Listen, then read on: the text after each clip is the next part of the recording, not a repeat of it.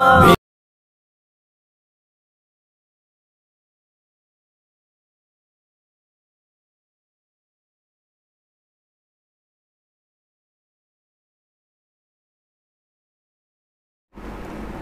بھائیو الحمدللہ عمرہ اور حج کی عبادت کے طریقے پر پوری امت کا اجماع ہے.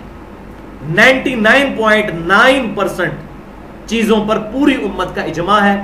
اہل سنت کہلوانے والے تینوں گروہ بریلوی، دیوبندی اور سلفی یعنی اہل حدیث یا اہل تشیع یا اہل سنت کے باقی جو جتنے بھی آف شوٹس ہیں، حنفی، مالکی، شافعی، حنبلی، سب کے سب حج کے طریقے کے اوپر متفق ہیں اور عمرے کے طریقے پر بھی سوائے ایک آدھ چیز کے، وہ انشاءاللہ میں بتا دوں گا کہ اس میں حق بات کیا ہے. جو بات اجماع سے ثابت ہو جائے اس کے لیے کتاب و سنت سے پھر دلیل کی ضرورت نہیں رہتی. یہ ٹیکنیکل پوائنٹ سمجھ لیں. اس قرآن کی واحد اتھینٹسٹی اجماع امت ہے. امت کے عملی تواتر اور اجماع نے اس کو روایت کیا ہے، ہمارے سامنے ہی یہ نازل ہوا. اسی طریقے سے نماز 5 ہے، اس پہ پوری امت کا اجماع ہے. اس کے لیے کسی دلیل کی ضرورت نہیں. ویسے الحمدللہ دلائل موجود ہیں کتاب و سنت کے اندر، لیکن دلیل وہاں آئے گی جہاں پر اختلاف شروع ہوگا. نمازوں کی رکعتیں کیا ہیں؟ فجر کے 2 فرض، ظہر کے 4، عصر کے 4، مغرب کے 3، عشاء کے 4. اس پہ اہل سنت کے تمام گروہ اور اہل تشیع کے تمام جتنے بھی گروہ ہیں سب کا اتفاق ہے.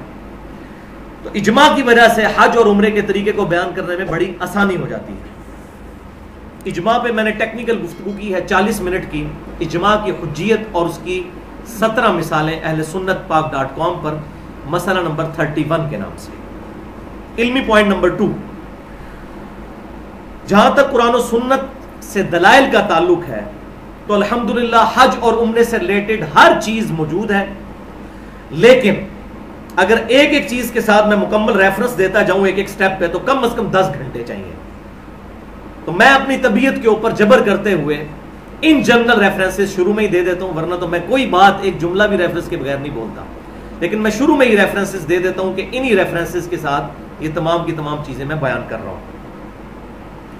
پھر بھی جہاں پر کوئی بہت کریٹیکل بات آئے گی تو میں اس کا حوالہ بھی دے دوں گا کہ یہ صحیح بخاری میں ہے یا صحیح مسلم میں ہے، اس کا نمبر بھی بتا دوں گا. تو یہ حوالے نوٹ کر لیجئے، خود بھی قرآن کھول کر پڑھیں گھر جا کر. قرآن پاک میں سورۃ البقرہ آیت نمبر 196 سے لے کر 203 تک، سورۃ البقرہ آیت نمبر 124 سے 131 تک، سورۃ البقرہ آیت نمبر 158، سورۃ الحج آیات نمبر 26 سے لے کر 37 تک، سورہ آل عمران آیت نمبر 96 اور 97، سورہ ابراہیم آیت نمبر 35 سے لے کر 41 تک. یہ تو قرآن کے حوالے، اور احادیث تو ہزاروں کی تعداد میں. صرف صحیح بخاری اور صحیح مسلم کی ملا کر 1000 احادیث ہیں حج کے عنوان کے اوپر.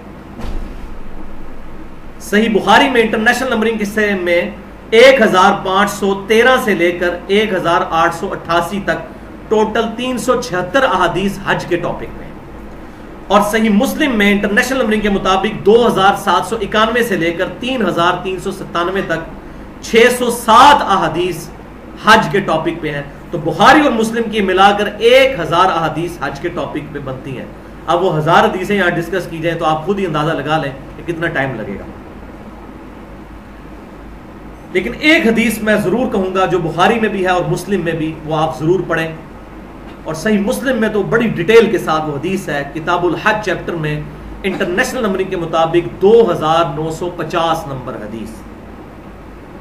اور میں یہ سمجھتا ہوں کہ آپ صلی اللہ علیہ وسلم کے حج کا 80% مسائل اس ایک حدیث میں موجود ہے جو 5-6 صفحات پر مشتمل ہے. اسی لیے مشکات المصابیح میں بھی امام ولی الدین تبریزی رحمۃ اللہ علیہ اس حدیث کو رسول اللہ صلی اللہ علیہ وسلم کے حجۃ الوداع کے چیپٹر میں پہلی حدیث یہی لے کر آئے. صحیح مسلم کتاب الحج انٹرنیشنل نمبرنگ کے مطابق 2950 نمبر حدیث، اور مشکات میں اس کا نمبر ہے 2555. اور اس حدیث کے راوی ہیں امام جعفر الصادق رحمۃ اللہ علیہ، المتوفى 148 ہجری. وہ روایت کرتے ہیں اپنے والد امام باقر رحمۃ اللہ علیہ سے، اور امام باقر روایت کرتے ہیں سیدنا جابر بن عبداللہ رضی اللہ تعالیٰ عنہ سے. امام باقر کون ہے؟ یہ امام زین العابدین یعنی سیدنا علی ابن حسین کے بیٹے ہیں. اور علی ابن حسین کون ہے؟ سیدنا حسین کے بیٹے، اور سیدنا حسین سیدنا علی کے.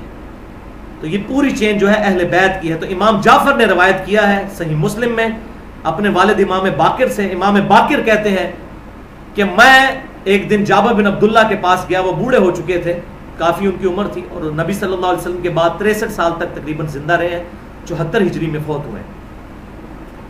تو وہ نابینا ہو چکے تھے. انہوں نے پوچھا کہ بیٹا تم کون ہو؟ تو میں نے اپنا تعارف کروایا کہ میں محمد بن علی بن حسین بن علی ہوں, یعنی سیدنا حسین کا پوتا. تو جابر بن عبداللہ رضی اللہ تعالیٰ عنہ بڑے خوش ہوئے اور انہوں نے ان کے بٹن کھولے سامنے سینے کے اور اپنا ہاتھ ان کے سینے پر پھیرا کہ تو میرے نبی کا بچہ ہے, بیٹا تو جو پوچھے گا میں تجھے نبی صلی اللہ علیہ وسلم کے بارے میں بتاؤں گا. اتنا احترام کیا انہوں نے نبی صلی اللہ علیہ وسلم کی نسبت کی وجہ سے.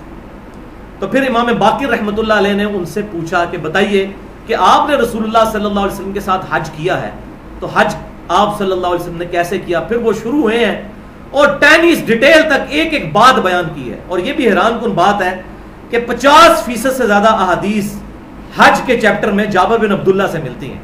سب سے بڑے راوی نبی صلی اللہ علیہ وسلم کے حج کے سیدنا جابر ابن عبداللہ رضی اللہ تعالیٰ عنہ. اور اسی حدیث میں پھر وہ بیان کرتے ہیں کہ آپ صلی اللہ علیہ وسلم نے حجۃ الوداع کے موقع پر وصیت کرتے ہیں ہمیں ارشاد فرمایا تھا, اے لوگو میں اپنے بعد تم میں وہ چیز چھوڑ کر جا رہا ہوں کہ جسے مضبوطی سے پکڑ لوگے تو کبھی گمراہ نہیں ہوگے, اور وہ اللہ کی کتاب ہے. صحیح مسلم میں صرف اللہ کی کتاب کا ذکر موجود ہے اور سنت کو ماننا اسی میں داخل ہے. من یطع الرسول فقد اطاع اللہ.